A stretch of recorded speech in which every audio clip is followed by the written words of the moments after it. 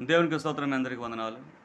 ఈరోజు ఇంకొక మాట నేర్చుకుందాం. యేసు ప్రభు యొక్క మాటల్లో కొన్ని మాటలు నేర్చుకుందాం. మత్తయి సువార్త 5వ అధ్యాయము 43 నుంచి 48 వచనములు నేర్చుకుందాం. యేసు ప్రభు వారు కొండెక్కి కూర్చున్నప్పుడు ఆయన శిష్యులు ఆయన వద్దకొచ్చారు. అప్పుడు ఆయన నోరు తెరిచి అనేక విషయాలు బోధిస్తూ ఇంకొన్ని మాటలు చెప్తున్నారు.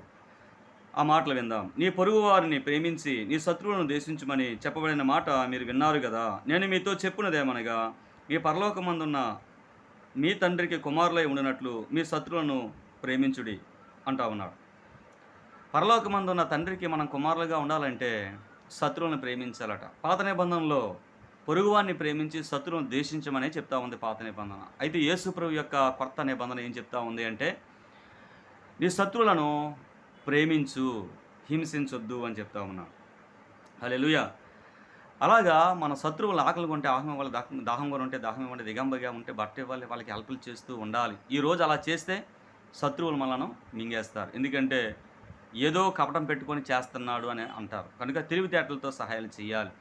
కనుక పరోక్షంగా శత్రువులకు సహాయాలు చేయాలి. వీలైతే ఆహ్, వీలైతే పరోక్షంగా కాకుండా ప్రత్యక్షంగా చేయడానికి ప్రయత్నించాలి. ఎక్కువ శాతం శత్రువులకి పరోక్షంగానే మేలు చేయడానికి ప్రయత్నించాలి. ప్రత్యక్షంగా మేలు చేస్తే వాళ్ళు ఎన్నో కుట్రలు, కుంత్రాలు పన్నుతారు. ఎందుకంటే ఏదైనా అన్నం పెట్టామనుకోండి, ఏం కలిపి పెట్టేసారనుకుంటారు కదా! ఏదైనా విషం కలిపి పెట్టేసారనుకుంటారు కదా! వాళ్ళ మంచి మనసుతో మనం చూస్తే దేవుని ప్రేమ వాళ్ళలో దుష్టుడు సైతానుడు ఏం చేస్తాడు, రకరకాలుగా ఆలోచనలు పుట్టిస్తాడు. అందుకనే ఎక్కువ శాతం పరోక్షంగా మేలు చేయడానికి మనం ప్రయత్నించాలి. హల్లెలూయా! అందుకనే ఇక్కడ నీ శత్రువు ఆకలిగొనుంటే ఆయనకి ఆహారం పెట్టు, దాహంగొనుంటే దాహం ఇవ్వు అంటా ఉన్నాడు. కనుక మీ పరలోకమందున్న తండ్రికి మీరు కుమారులై ఉండునట్లు మీ శత్రువులను ప్రేమించుడి, మిమ్మల్ని హింసించే వారి కొరకు ప్రార్థన చేయుడి అంటా ఉన్నాడు. శత్రువులను ప్రేమించమంటున్నాడు, హింసించే వారి కొరకు ప్రార్థన చేయమంటా ఉన్నాడు. శత్రువులే హింసిస్తారు, శత్రువులే బాధ పెడతారు. కనుక శత్రువులని హింస కూడా పెడతారు. వాళ్ళ కొరకు మనం ప్రార్థనలు చేయాలి, వాళ్ళు మారాలి అని, వాళ్ళు దేవునిలో ఉండాలని, దేవుడిని నమ్ముకోవాలని, మంచి మనస్సు ఇవ్వాలి అని, దేవునికి మనం ప్రార్థనలు చేయాలని దేవుడు యేసు ప్రభు వారు చెప్తా ఉన్నారు.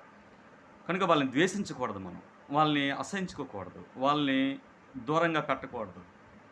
మనం ప్రార్థన చేసినప్పుడు మనకెవరి మీద విరోధం కూడా ఉండరాదు.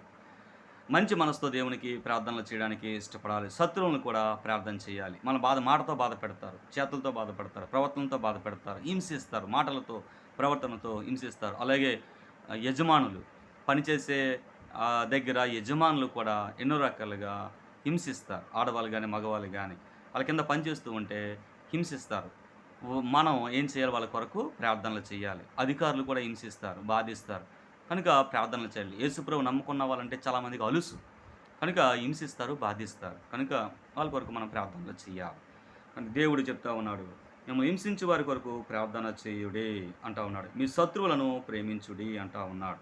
కనుక మనకి ఎవరి మీద శత్రుత్వం ఉండదు. కానీ మనమంటే శత్రువులు ఏర్పడతారు. మంచి వాళ్ళకి శత్రువులు చాలామంది ఏర్పడతారు. అందుకనే మనం వాళ్ళని ప్రేమించాలి, హింసించే వరకు ప్రార్థన చేయాలి. అందుకనే అలా నువ్వు చేస్తే పరలోకమందున్న తండ్రికి మీరు కుమారులు, కుమార్తెలుగా ఉంటారని యేసుప్రభు వారు చెప్తూ ఉన్నారు. ఆ తండ్రి యొక్క ఉద్దేశ్యం ఏంటి? ఆయన మంచివారి మీదను, చెడ్డవారి మీదను తన సూర్యుని ఉదయింపజేసి నీతిమంతుల మీదను, అనీతిమంతుల మీదను వర్షం కురిపించుచున్నాడు అంటా ఉన్నాడు. మంచివారి మీద, చెడ్డవారి మీద తన సూర్యుని ఉదయింపజేస్తా ఉన్నాడు. అంతేకాదు నీతిమంతుల మీద, అనీతిమంతుల మీద తన వర్షాన్ని కురిపిస్తున్నాడట. అంటే అందరినీ సమానంగా చూస్తున్నాడు దేవుడు. అదే మనస్సు మనము కలిగి ఉండాలని ప్రభు యొక్క ఉద్దేశం. కనుక అటువంటి ఆలోచనతో ప్రార్థనలు చేయాలి. అటువంటి మనసుతో మనం దేవుని దగ్గర ఉండాలి. అటువంటి దేవుని యొక్క సంకల్పం తెలుసుకొని దేవునిలో నడవాలి. అందుకని దేవుడు అంటున్నాడు, మిమ్మును మీరు ప్రేమించు వారినే ప్రేమించిన యెడల మీకేమి ఫలము కలుగును, సుంకరులను అలాగ చేయుచున్నారు కదా అంటా ఉన్నాడు. కనుక ప్రేమించే వారిని ప్రేమిస్తే ఏం ఉపయోగం కలుగుతుంది? ఆ సుంకర్లు కూడా అలాగే చేస్తున్నారు కదా! కనుక సుంకందారులు కూడా అలాగే చేస్తున్నారు కదా! మీరు అలా ఉండకూడదు. నన్ను నమ్మిన మీరు ఒక సెపరేట్ గుణం కలిగి ఉండాలని ప్రభువారు చెప్తా ఉన్నారు. అందుకని సెపరేట్ గుణం కలిగి మనం దేవునిలో ఉండాలి. వాళ్ళు అన్ని జనులు చేసినట్టు మనం చేయకూడదు. అన్ని జనుల ఆచారాలు మనం అభ్యసింపకూడదు. అన్ని జనులు చేసే పనులు మనం చేయకూడదు. అన్ని జనుల తోవల్లో మనం వెళ్ళకూడదు. అన్ని జనులు చూపించే దానికంటే అధికంగా మన ప్రేమ గాని, మన యొక్క ప్రార్థనలు గాని, మన యొక్క ప్రవర్తన గాని ఎక్కువగా ఉండాలి. అలాగా మనం చేసినప్పుడు పరలోకమందున తండ్రి మహింపరచబడతాడు. హల్లెలూయా!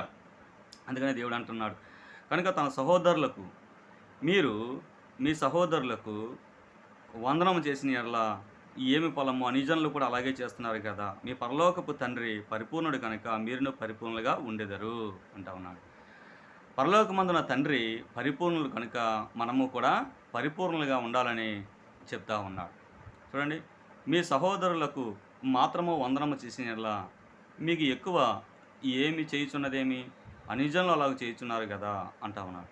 సహోదరులకే ప్రేమ, వందనాలు, గౌరవ మర్యాదలు ఇస్తే మీరు అన్యజనులకు చూపించట్లేదు.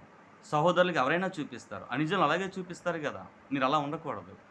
మీరు అన్యజనుల యెడల, మీ సహోదరుల యెడల ఒకే ప్రేమ కలిగి, గౌరవ మర్యాదలు కలిగి జీవించి, వందనాలు చేస్తూ, మర్యాద, ప్రేమ, అనురాగం, ఆప్యాయత కలిగి నడవాలని ప్రభువారు చెప్తున్నారు. అలా చేస్తే పరలోకమందున తండ్రి పరిపూర్ణతలోకి మనం ఎదుగుతున్నాం, వర్ధిల్లుతున్నాం, నడుస్తున్నామని దేవుని యొక్క ఉద్దేశం. దేవుడు ఈ మాటలను దీవించును గాక. నా పేరు శ్రీనివాస్ యాంటోనీ. నేను ఈ చిన్న పరిచర్య చేస్తూ ఉన్నాను. కనుక ఈ పరిచర్యని దేవుడు దీవించాలని ప్రార్థన మీరందరూ చేయండి. నేను మీ కొరకు ప్రార్థన చేస్తున్నాను. ఈ పరిచర్యకి ప్రోత్సాహం ఇవ్వాలనుకుంటే నా phone number, PhonePe number, WhatsApp number, Google pay number 8179954558 ఈ నంబర్‌కి కాంటాక్ట్ చేయండి. ఈ నంబర్‌కి సపోర్ట్ చేయండి. దేవుడు మిమ్మల్ని, మీ కుటుంబాలని దేవుడు దీవించి ఆశీర్వదించును గాక. చిన్న ప్రార్థన చేస్తాను. మహాదేవుడైన తండ్రి, ఇదిగో ఈ యొక్క దేవుని మాటలు, యేసుప్రభు యొక్క మాటలు, కొండ ప్రసంగం మనం చెప్తూ ఉంటుండగా, దేవా ఈ మాటలు విన్న ప్రతి ఒక్కరిలో కూడా కార్యం చేయండి. ఈ విత్తనాలు నూరొంతులుగా ఫలింపు దయచేయండి. అందరిలో కార్యం దయచేయండి. దేవా చూస్తున్న వారందరి జీవితాలు వెలిగించండి. కష్ట నష్టాల్లో ఉన్న వారిని విడిపించండి. వ్యాధి బాధల్లో ఉన్న వారిని విడిపించండి. చీకటి బతుకులను వెలిగించండి. మోడైపోయిన బతుకులు చిగురింపజేయండి. మరణకరమైన జీవితాలు జీవింపజేయండి. నిరుత్సాహంతో ఉన్న వాళ్ళకి ధైర్యం ప్రసాదించండి. నేను నమ్ముకుంటే రక్షణ, దీవెన, ఆశీర్వాదం, పరలోకం కలుగుతుందని ప్రతి ఒక్కరు నమ్మడానికి కృప చూపించండి. యేసు నామమున ప్రార్థిస్తున్నాను తండ్రి. ఆమేన్. Thank you.